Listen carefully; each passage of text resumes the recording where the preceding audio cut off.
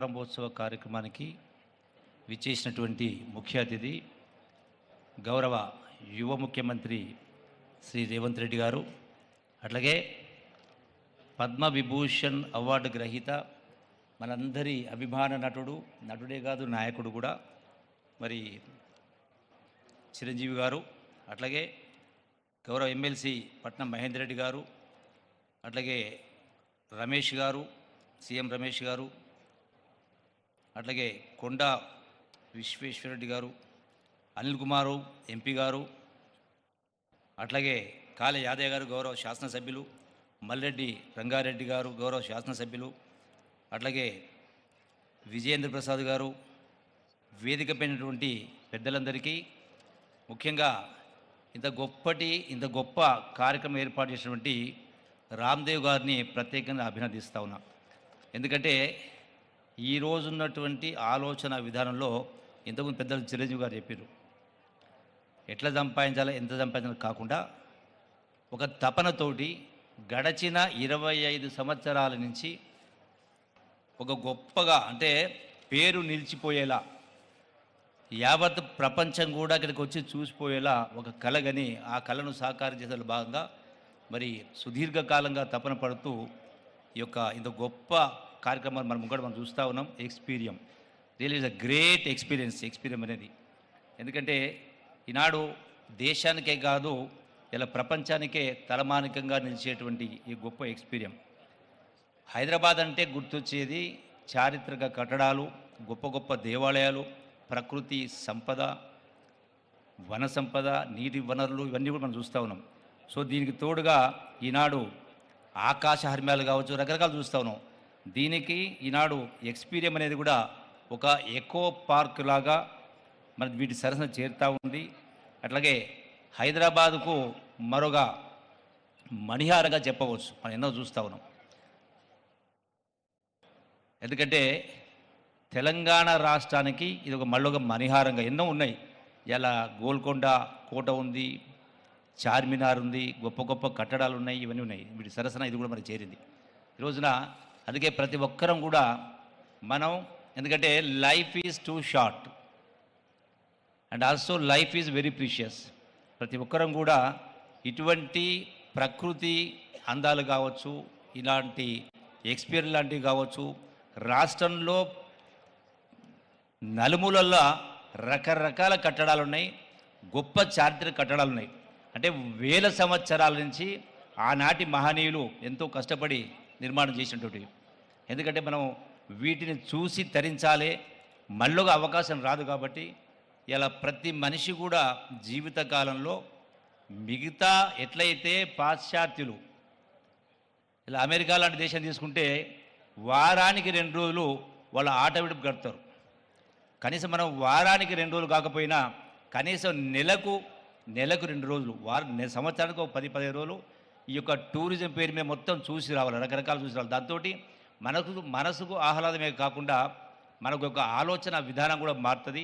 అంతేకాకుండా ఈ tourism development మూలాన ఇలాంటి కార్యక్రమం రావడం మూలాన ఎంతోమంది నిరుద్యోగ యువతకు కూడా ఉపాధి అవకాశాలు, ఉద్యోగ అవకాశాలు లభ్యమవుతాయి. కాబట్టి ప్రతి ఒక్కరం కూడా మనం ఆ యొక్క ఎట్లయితే మనం ఎక్స్పీరియన్స్ చూస్తూ ఉన్నామో యావత్ రాష్ట్రంలో కూడా ప్రతి ప్రాంతాన్ని కూడా చూడాలని చెప్పని ఈ వేదిక ద్వారా మరొకసారి విజ్ఞప్తి చేస్తూ ఇంత గొప్ప నిర్మాణాన్ని చేపట్టినటువంటి రామ్దేవ్ గారిని మరొకసారి ప్రత్యేకంగా అభినందిస్తూ సెలవు తీసుకుంటున్నాను. Thank you.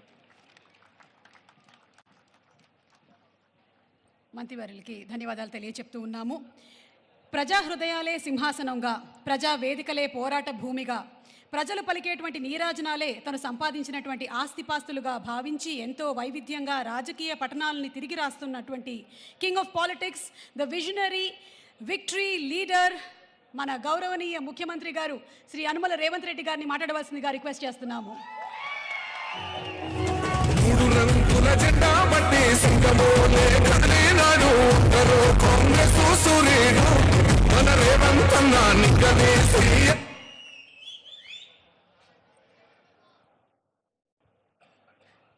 మిత్రులారా, ఈరోజు ఒక మంచి ఎకో టూరిజం పార్క్ను ప్రారంభించడానికి ఎకో టూరిజంను ఒక మంచి పర్యాటక కేంద్రంగా, వ్యాపార దృక్పథం కాకుండా ఒక పర్యాటక క్షేత్రంగా తయారు చేసి రామ్దేవ్ గారు దాదాపుగా 25 సంవత్సరాల తన అనుభవాన్ని, ఆదాయాన్ని ఈ 150 ఎకరాలలో ఒక మంచి పార్కును ఏర్పాటు చేసి ఈ కార్యక్రమం ప్రారంభోత్సవానికి నాతో పాటు మెగాస్టార్, కేంద్ర మాజీ మంత్రివర్యులు, మనందరి అభిమాన నాయకుడు చిరంజీవి గారిని ప్రత్యేకంగా ఆహ్వానించి, అదేవిధంగా తెలంగాణ మంత్రివర్యులు జూపల్లి కృష్ణారావు గారిని, అదేవిధంగా చీఫ్ విప్ శాసనమండలి పట్నం మహేందర్ రెడ్డి గారిని, లోక్సభ సభ్యులు మిత్రుడు సీఎం రమేష్ గారిని, రాజ్యసభ సభ్యులు అనిల్ కుమార్ యాదవ్ గారిని, శాసనసభ్యులు మల్రెడ్డి రంగారెడ్డి గారిని, స్థానిక శాసనసభ్యులు కాలే యాదయ్య గారిని, ఇతర రంగారెడ్డి జిల్లా నాయకులందరినీ ఆహ్వానించి ఒక మంచి కార్యక్రమాన్ని ఏర్పాటు చేయడం జరిగింది. వాస్తవంగా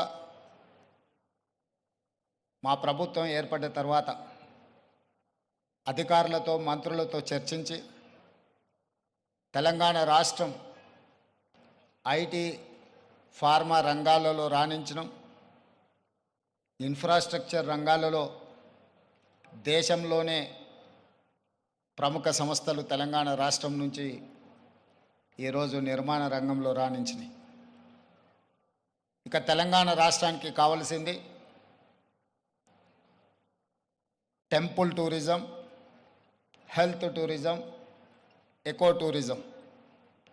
ఒక రాష్ట్రం యొక్క ఆదాయం పెరగాలి, ఒక రాష్ట్రానికి గుర్తింపు రావాలి అని అంటే పరిశ్రమలు, పెట్టుబడులే కాదు, ఆ రాష్ట్రంలో ఉన్న టెంపుల్ టూరిజం, ఎకో టూరిజమే ఆ రాష్ట్రం యొక్క ఆదాయాన్ని పెంచడమే కాకుండా రాష్ట్రం యొక్క గుర్తింపు, గౌరవాన్ని కూడా పెంచుతుంది. ఈరోజు మనకు సంబంధించిన మిత్రులు కావచ్చు, బంధువులు కావచ్చు, చాలామంది వాళ్ళ పిల్లల పెళ్ళిళ్ళు చేయాలన్నా, శుభ కార్యక్రమాలు ఏమైనా చేయాలి అని అంటే మన ప్రాంతం కాకుండా రాజస్థాన్కో లేకపోతే ఇతర దేశాల్లోకి వెళ్ళి అక్కడ కార్యక్రమాలు చేసుకుంటున్నారు. దానికి ప్రధానమైన కారణం ఆ ప్రాంతంలో ఉండే టెంపుల్ టూరిజం, అదేవిధంగా ఎకో టూరిజం. వీటితో పాటు ఎవరిని కదిలిచ్చినా మన వాళ్ళని బెంగళూరు జిందల్లో జాయిన్ అయినని కొంతకాలము అని చెప్పి చెప్తూ ఉంటారు. మనం ఈరోజు మందిరాలను దర్శించుకోవాలంటే తమిళనాడుకో ఇతర రాష్ట్రాలకో వెళ్తున్నాం. ఫారెస్ట్లో ప్రకృతి సహజ వనరులను చూడాలి అంటే మధ్యప్రదేశో లేకపోతే ఇతర రాష్ట్రాలకు వెళ్తున్నాం. అదేవిధంగా హెల్త్ టూరిజం విషయంలో కూడా మనం ఎక్కడెక్కడికో వెళ్ళాల్సిన పరిస్థితి. కానీ అన్ని సహజ వనరులు ఉన్న తెలంగాణ రాష్ట్రంలో ఇప్పటి వరకు ప్రభుత్వాల దృష్టి ఈ హెల్త్ టూరిజం మీద, ఎకో టూరిజం మీద, టెంపుల్ టూరిజం మీద ఫోకస్ లేకపోవడం వల్ల అద్భుతమైన ఆలయాలు ఉన్న తెలంగాణ రాష్ట్రం, అది 1000 స్తంభాల గుడి కావచ్చు, యునెస్కో గుర్తింపు పొందిన రామప్ప మందిరం కావచ్చు, లేకపోతే శ్రీశైలం కావచ్చు, రాజన్న వేములవాడ రాజన్న మందిరం కావచ్చు, ఇట్లాంటి చాలా మందిరాలు, ప్రపంచ ప్రఖ్యాతిగాంచిన మందిరాలు మన దగ్గర ఉన్నాయి. ఈరోజు కవాల్ కావచ్చు, tiger reserve forest, Nallamala tiger reserve forest కావచ్చు, జూపల్లి కృష్ణారావు గారు ప్రాతినిధ్యం వహిస్తున్న కొల్లాపూర్ ప్రాంతం, నల్లమల అటవీ ప్రాంతం, కృష్ణానది జలాలు ప్రవహిస్తున్న ప్రాంతం, అక్కడ మందిరాలకు, అక్కడ ప్రకృతి సహజ వనరులకు కొదవలేదు. మల్లెల తీర్థం లాంటి ప్రాంతాలు మన దగ్గర ఉన్నాయి. కానీ వీటికి ఇవ్వాల్సినంత ప్రాధాన్యత తీసుకురావాల్సినంత గుర్తింపు తీసుకురాకపోవడం వల్ల మన రాష్ట్రంలో temple tourism, eco tourism, health tourism వెనుకబడుతున్నది. ఈరోజు ఎకో టూరిజంలో టూరిజం పాలసీని ఈ మధ్యలోనే శాసనసభలో మనం చర్చించినాం. దానికి మంత్రి జూపల్లి కృష్ణారావు గారే ఆ పాలసీ తయారీలో కీలక పాత్ర పోషించారు. రాబోయే కొద్ది రోజుల్లో టూరిజం పాలసీని తీసుకొచ్చి టూరిజం పాలసీలో ఎకో టూరిజంను ప్రోత్సహించాలని ఈరోజు మన ప్రభుత్వం ముందుకు వెళ్తున్నది. కానీ ప్రభుత్వానికంటే ముందే ఎకో టూరిజం ఈరోజు రామ్దేవరావు గారి ఏర్పాటు చేసిన 150 ఎకరాలలో ఒక అద్భుతాన్ని సృష్టించిండు. ఈ అద్భుతం వారికి ఒక్కరికి ఆదాయం తెచ్చిపెట్టేది కాదు, రాష్ట్రానికి కూడా ఆదాయం తెచ్చిపెడుతుంది, రాష్ట్రానికి కూడా గుర్తింపు, గౌరవం తెచ్చిపెడుతుంది. ఈరోజు మనం మొక్కలు కొనాలంటే గోదావరి జిల్లాలకు వెళ్ళాల్సిన పరిస్థితి. ఎవరైనా జూబ్లీ హిల్స్, బంజారా హిల్స్ లేదా ప్రముఖులు ఎవరైనా ఇల్లు కట్టుకుంటున్నారు అని అంటే గోదావరి జిల్లాల నుంచి మొక్కలు తెప్పించుకునే పరిస్థితి నుంచి ఈరోజు వికారాబాద్, చెవెళ్ళ ప్రాంతం నుంచే ఎవరు ఇల్లు కట్టుకోవాలన్న ఇంతకుముందు పెద్దలు చిరంజీవి గారు చెప్పారు. 20 సంవత్సరాల క్రితమే వాళ్ళు ఇల్లు కట్టుకున్నప్పుడు జూబ్లీ హిల్స్లో ఒక ప్రత్యేకమైన మొక్కల్ని పెట్టాలి అంటే రామ్దేవ్ గారి దగ్గర నేను తీసుకున్నాను. ఇది ఇంకా అభివృద్ధి పదం వైపు నడవాలి. ఈరోజు ఇక్కడ జరిగిన అభివృద్ధి ఇక్కడ మన కళ్ళకు కనిపిస్తున్నది 30%. నేను అనుకోవడం ఇంకొక సంవత్సరంన్నర తర్వాత ఇది ఒక అద్భుతమైన పర్యాటక క్షేత్రంగా మారుతుంది అనడంలో ఎలాంటి సందేహం లేదు. ఖచ్చితంగా ఇది ఆ దిశగా రాణిస్తుంది. ఇక్కడ మేము కొంతనే చూసినాం, మిగతా ఏర్పాట్లు కూడా అద్భుతంగా చేస్తున్నారు. దీంతో పాటు ఇంతకుముందే మా యాదయ్య గారు చెప్తున్నారు, వికారాబాద్కి హవా లాఖో రూపాయి కా దవా అని. వికారాబాదులో ఉన్న అడవిని ఆనాడు నిజాం సర్కార్ మెడిసినల్ ప్లాంట్స్ పెట్టి మీకు మొత్తం తెలంగాణ రాష్ట్రంలో ఉండే టెంపరేచర్ కంటే చిరంజీవి గారు వికారాబాద్లో వికారాబాద్ అటవీ ప్రాంతంలో 2-3% టెంపరేచర్ తక్కువ ఉంటుంది.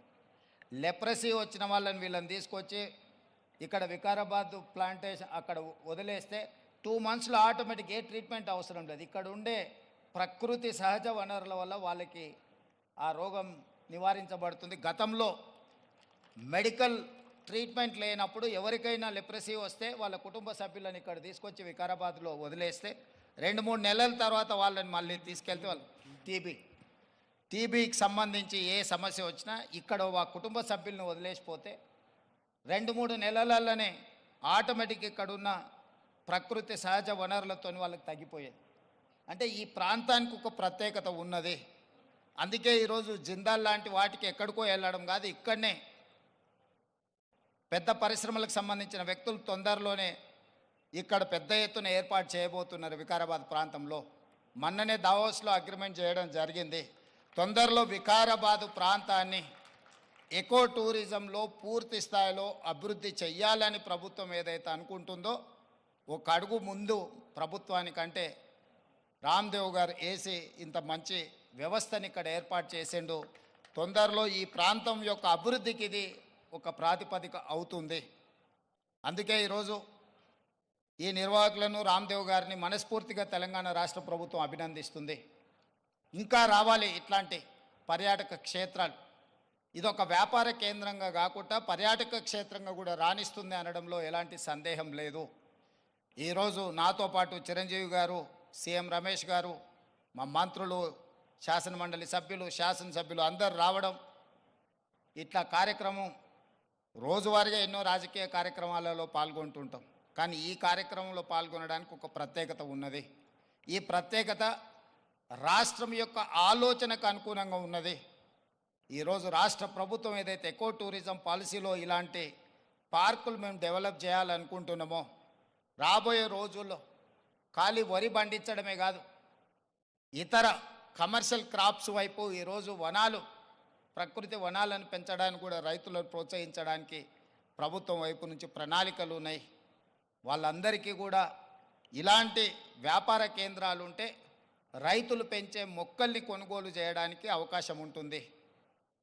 1,000,000 మొక్కల్ని తెలంగాణ రాష్ట్ర ప్రభుత్వం పెట్టాలంటే ఎక్కడో ఒకడ గ్రామాల దగ్గర ఆ మొక్కలను పెంపడానికి క్షేత్రాలు ఇస్తున్నాం.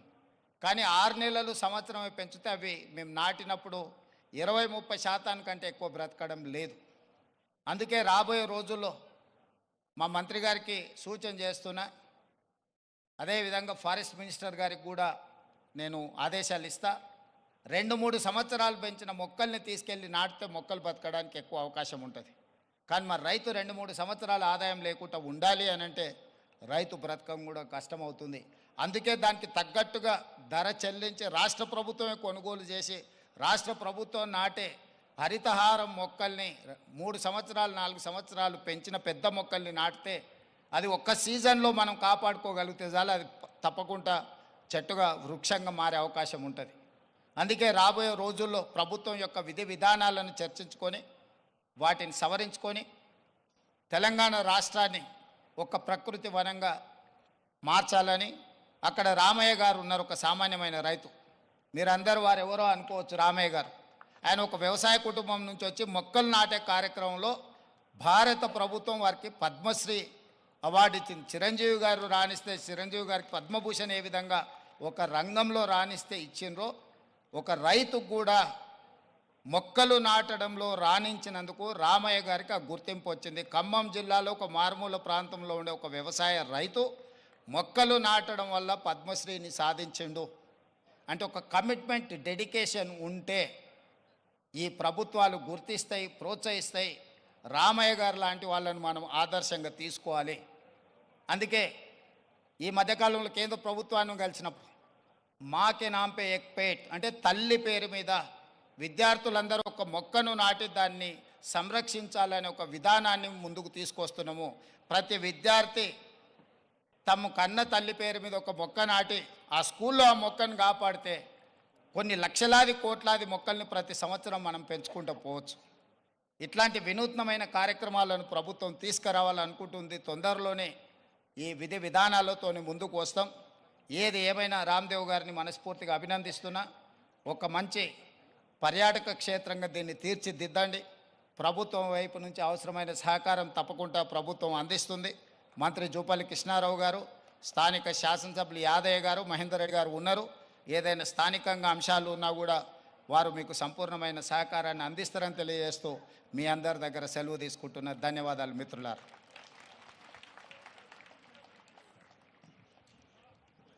ముఖ్యమంత్రి గారికి హృదయపూర్వకమైనటువంటి కృతజ్ఞతలు తెలియజేస్తూ ఉన్నాము. అలాగే వారి ఇందాక ప్రస్తావించిన విధంగానే ఇక్కడికి విచ్చేసినటువంటి గ్రీన్ యాక్టివిస్ట్ వనజీవి రామయ్య గారికి, అలాగే దుస్సెర్ల సత్యనారాయణ గారికి ఇప్పుడు సత్కారం ఫెలిసిటేషన్ చేయవలసిందిగా గౌరవనీయ ముఖ్యమంత్రి గారు శ్రీ రేవంత్ రెడ్డి గారిని, అలాగే జూపల్లి కృష్ణారావు గారిని, అలాగే మా చిరంజీవి గారిని అండ్ రామ్దేవ్ గారిని రిక్వెస్ట్ చేస్తూ ఉన్నాము. వారికి చెక్ అందించవలసిందిగా రామ్దేవ్ గారిని రిక్వెస్ట్ చేస్తున్నాం.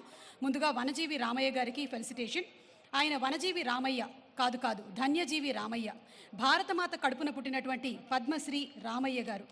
రామయ్య గారు ప్రకృతే మన పంచప్రాణము, ప్రకృతే మన హరితహారము, ప్రకృతిని కాపాడితేనే మనకి ఉనికి ఉంటుంది అని నమ్మినటువంటి వ్యక్తి. ఆయన నిజంగా మనకి ఆదర్శము. వనజీవి రామయ్య గారి జీవితాన్ని ఆశయంగా స్వీకరిద్దాము, ప్రకృతిని పర్యావరణాన్ని కాపాడుదాము. ఈరోజు ఈ ఎక్స్పీరియం సెంటర్ లాంచ్ సందర్భంగా పద్మశ్రీ వనజీవి రామయ్య గారిని సత్కరించుకోవడం మా పూర్వజన్మ సుకృతంగా భావిస్తూ ఉన్నాము. Thank you sir. చెక్ను అందించవలసిందిగా రామ్దేవ్ గారిని రిక్వెస్ట్ చేస్తున్నాము.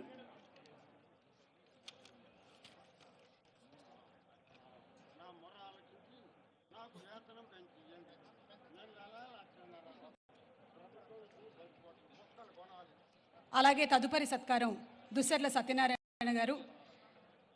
వారసత్వంగా తనకు వచ్చినటువంటి 70 ఎకరాల భూమిని 6 దశాబ్దాలుగా శ్రమించి మానవ నిర్మిత అడవిని సృష్టించారు. మూగ జీవులకి ఆవాసంగా, జీవరాశులకి ఆహారంగా, నీళ్లు అందించేలాగా అడవిగా మార్చారు. వీరు నిజంగానే మనకి ఆదర్శం.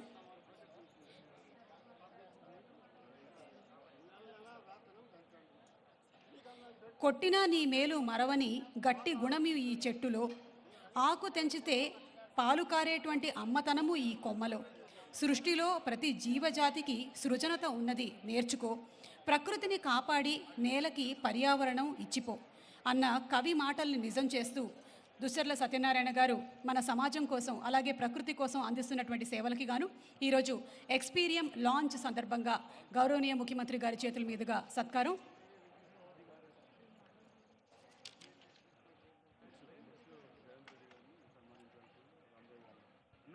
ఈ ఫెలిసిటేషన్స్ అనంతరం ఈరోజు తమ అమూల్యమైనటువంటి సమయాన్ని వెచ్చించి ఇక్కడికి విచ్చేసినటువంటి గౌరవనీయ ముఖ్యమంత్రి గారు శ్రీ యనమల రేవంత్ రెడ్డి గారికి చిరు సత్కారం రామ్దేవ్ గారిని సత్కరించవలసిందిగా రిక్వెస్ట్ చేస్తున్నాము.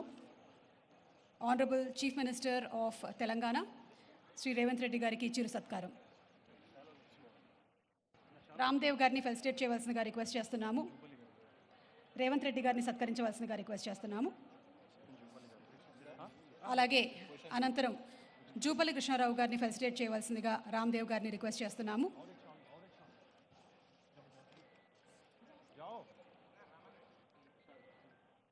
Tourism and culture minister Shri Jupalli Krishnarao గారిని ఫెలిసిటేట్ చేయవలసిందిగా రామ్దేవ్ గారిని రిక్వెస్ట్ చేస్తున్నాము. ఈరోజు ఎక్స్పీరియన్స్ లాంచ్ కార్యక్రమం జరిగింది. అండ్ ఈ సందర్భంగా ఇక్కడికి విచ్చేసినటువంటి పద్మవిభూషణ్ మెగాస్టార్ చిరంజీవి గారిని సత్కరించవలసిందిగా శ్రీ రామ్దేవ్ గారిని రిక్వెస్ట్ చేస్తున్నాము. అండ్ అనంతరం ఎక్స్పీరియం లోగో లాంచ్,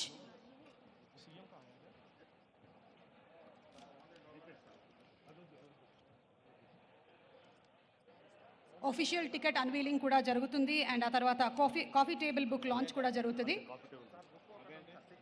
సో ఇప్పుడు only the official logo unveiling and coffee table book launch.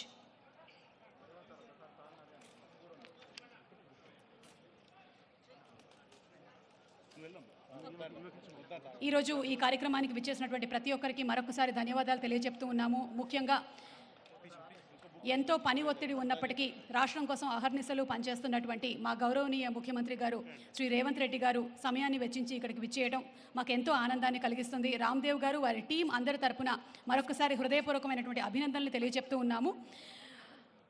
And కాళీ సుధీర్ గారిని ఓట్ ఆఫ్ థ్యాంక్స్ చెప్పవలసిందిగా రిక్వెస్ట్ చేస్తున్నాము.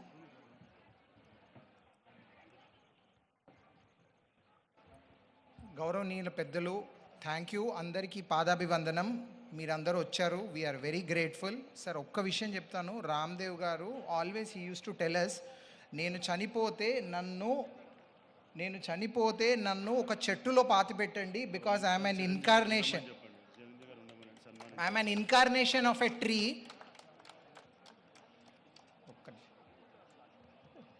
అన్నా ఒక్క నిమిషం sir, I wanted to tell a very important thing. ఆయన చనిపోతే I think anyway, thank you so much. Thank you. It's been wonderful. Thank you so much.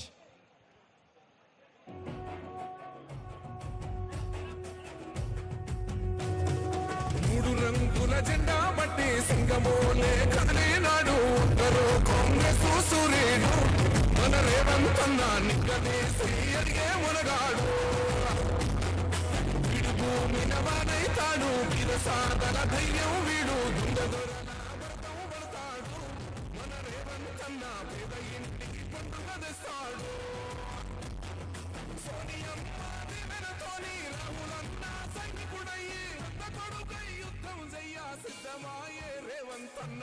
మూడు రంగుల జెండా బట్టి సింగమోలే కదిలినాడు ఉత్తరు కాంగ్రెస్ సూర్యుడు మన రేవంత్ అన్న నిగ్గదీసి అడిగే మొలగాడు.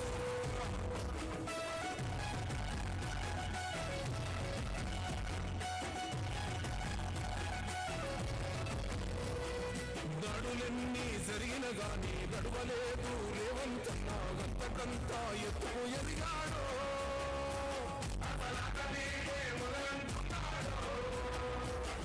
మొక్కనాడు పోలేదు ఒక్కడయ్యి కొట్లాడాడు, అందుకే పెద్ద నాయకుడయ్యాడు.